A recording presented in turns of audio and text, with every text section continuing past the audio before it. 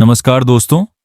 आज हम जानेंगे उस महायुद्ध की पूरी कहानी जिसका इंतजार वर्षों से था।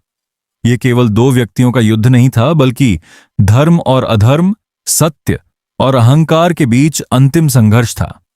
यह कथा है भगवान श्री कृष्ण और अत्याचारी राजा कंस के अंत की।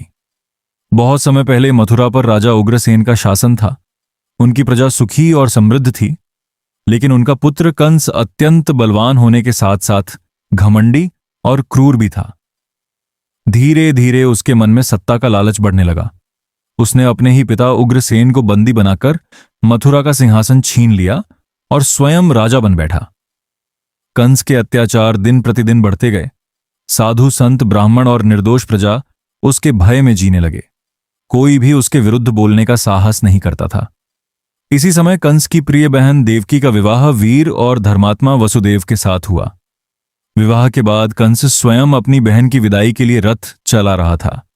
तभी आकाश में एक दिव्य वाणी गूंजी। हे कंस, जिस बहन को तुम इतने प्रेम से विदा कर रहे हो, उसी का 8वां पुत्र तुम्हारे मृत्यु का कारण बनेगा। यह सुनते ही कंस का चेहरा क्रोध से लाल हो गया। उसका प्रेम भय में बदल गया। उसने तुरंत तलवार निकालकर देवकी को मारने का प्रयास किया। वसुदेव ने हाथ जोड़कर कहा, राजन, आपकी मृत्यु का कारण देवकी नहीं, उसका 8वां पुत्र होगा। मैं वचन देता हूं कि देवकी की प्रत्येक संतान आपको स्वयं सौंप दूंगा। वसुदेव की सत्यनिष्ठा पर विश्वास करके कंस ने देवकी को तो नहीं मारा, लेकिन दोनों को कारागार में डाल दिया। समय बीतने लगा। देवकी की पहली संतान का जन्म हुआ। वसुदेव अपने वचन के अनुसार शिशु को कंस के पास ले गए। पहले तो कंस ने सोचा कि यह पहला पुत्र है, इससे उसे कोई खतरा नहीं है। लेकिन बाद में उसके मन का भय बढ़ गया और उसने उस मासूम बालक की हत्या कर दी। इसके बाद एक एक करके देवकी की 6 संतानों को भी कंस ने निर्दयता से मार डाला। पूरी मथुरा में शोक छा गया। देवकी और वसुदेव असहाय होकर केवल भगवान से प्रार्थना करते रहे। जब 7वें गर्भ का समय आया, तब भगवान की योग माया से वह गर्भ रोहिणी के गर्भ में स्थानांतरित हो गया। यही बालक आगे चलकर बलराम कहलाए। अब समय था 8वें पुत्र के जन्म का। पूरी सृष्टि जैसे उस दिव्य क्षण की प्रतीक्षा कर रही थी। भाद्रपद मास की कृष्ण पक्ष की अष्टमी की आधी रात थी। चारों ओर घनघोर वर्षा हो रही थी। कारागार के भीतर दिव्य प्रकाश फैल गया। देवकी ने स्वयं भगवान विष्णु के अवतार श्री कृष्ण को जन्म दिया। उनके जन्म लेते ही कारागार की बेड़ियां अपने आप खुल गईं। पहरेदार गहरी नींद में सो गए और जेल के विशाल द्वार स्वयं खुल गए। वसुदेव ने नवजात श्री कृष्ण को एक टोकरी में रखा और यमुना नदी की ओर चल पड़े।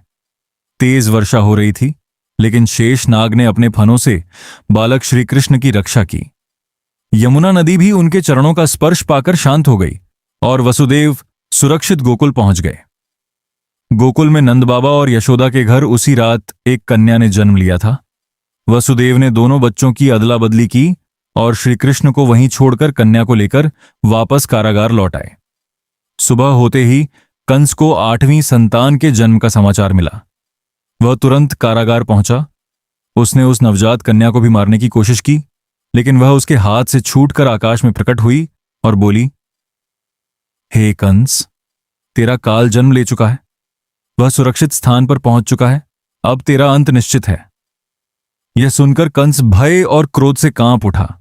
उसने पूरे राज्य में नवजात बच्चों की हत्या का आदेश दे दिया और अपने सबसे भयानक राक्षसों को उस बालक की खोज में भेज दिया। लेकिन उसे क्या पता था कि उसका अंत अब बहुत निकट आ चुका है। जब आकाशवाणी ने कंस को बता दिया कि उसका काल जन्म ले चुका है, तब उसके मन में भय और भी बढ़ गया। दिन रात उसे केवल एक ही चिंता सताने लगी, वह बालक कहाँ है। उधर गोकुल में नंद बाबा के घर उत्सव का वातावरण था। पूरे ब्रज में आनंद छाया हुआ था। यशोदा मैया अपने लल्ला कृष्ण को गोद में लेकर प्रेम से निहारती रहती। किसी को भी यह झात नहीं था कि यही बालक भविष्य में अधर्म का अंत करेगा। लेकिन मथुरा में बैठा कंस शांत नहीं था। उसने अपने सबसे भयानक राक्षसों को आदेश दिया कि वे गोकुल जाकर उस दिव्य बालक की हत्या कर दें। सबसे पहले उसने राक्षसी पूतना को भेजा। वह अत्यंत मायावी थी और सुंदर स्त्री का रूप धारण कर सकती थी। वह गोकुल पहुंची और महल में प्रवेश कर गई। यशोदा और रोहिणी उसे एक साधारण स्त्री समझ बैठी। पूतना ने विष से भरे अपने स्तनों से बालक कृष्ण को दूध पिलाकर मारने का प्रयास किया, लेकिन श्री कृष्ण कोई साधारण बालक नहीं थे। उन्होंने दूध के साथ साथ पूतना के प्राण भी खींच लिए। कुछ ही क्षणों में वह अपने विशाल राक्षसी रूप में धरती पर गिर पड़ी। पूरा गोकुल भयभीत हो गया, लेकिन बालक कृष्ण मुस्कुराते रहे। जब कंस को यह समाचार मिला तो उसका भय और बढ़ गया। इसके बाद उसने तृणावर्त नामक राक्षस को भेजा। वह भयंकर बवंडर का रूप धारण करके आया और बालक कृष्ण को आकाश में ले गया। लेकिन अचानक कृष्ण इतने भारी हो गए कि तृणावर्त उन्हें संभाल नहीं पाया। अंत में वह नीचे गिरकर मारा गया। समय बीतता गया। श्री कृष्ण बड़े होने लगे। उनकी बाल लीलाएं पूरे ब्रज में प्रसिद्ध होने लगीं। वे अपने सखाओं के साथ गायें चराते, बांसुरी बजाते और माखन चुराकर सबको आनंदित करते। एक दिन गेंद खेलते खेलते श्री कृष्ण यमुना तट पर पहुंचे। वहां कालिया नाग का आतंक था। उसके विष से यमुना का जल दूषित हो चुका था। लोग और पशु पक्षी वहां जाने से डरते थे। श्री कृष्ण बिना किसी भय के यमुना में कूद पड़े। कालिया नाग ने उन्हें अपने फनों में जकड़ लिया। पूरा गोकुल घबरा गया। लेकिन अगले ही क्षण श्री कृष्ण उसके फनों पर चढ़कर दिव्य नृत्य करने लगे। अंततः कालिया नाग ने हार मान ली और श्री कृष्ण से क्षमा मांगी। भगवान ने उसे यमुना छोड़कर समुद्र में जाने का आदेश दिया। अब पूरे ब्रज को विश्वास हो गया कि कृष्ण कोई साधारण बालक नहीं है। कुछ समय बाद इंद्र के अहंकार को दूर करने के लिए श्री कृष्ण ने ब्रजवासियों से कहा कि वे इंद्र की पूजा के स्थान पर गोवर्धन पर्वत की पूजा करें। इससे इंद्र क्रोधित हो गए और उन्होंने मूसलाधार वर्षा शुरू कर दी। चारों ओर जल ही जल फैल गया। तब श्री कृष्ण ने अपनी कनिष्ठा उंगली पर गोवर्धन पर्वत उठा लिया। 7 दिनों तक समस्त ब्रजवासी उसी पर्वत के नीचे सुरक्षित रहे। अंत में इंद्र को अपनी भूल का एहसास हुआ और उन्होंने श्री कृष्ण से क्षमा मांगी। इन सभी घटनाओं की खबर लगातार कंस तक पहुंच रही थी। अब उसका भय चरम पर था। उसे विश्वास हो गया कि यही वही बालक है जिसकी भविष्यवाणी हुई थी। कंस ने अपने मंत्रियों और राक्षसों के साथ सभा बुलाई।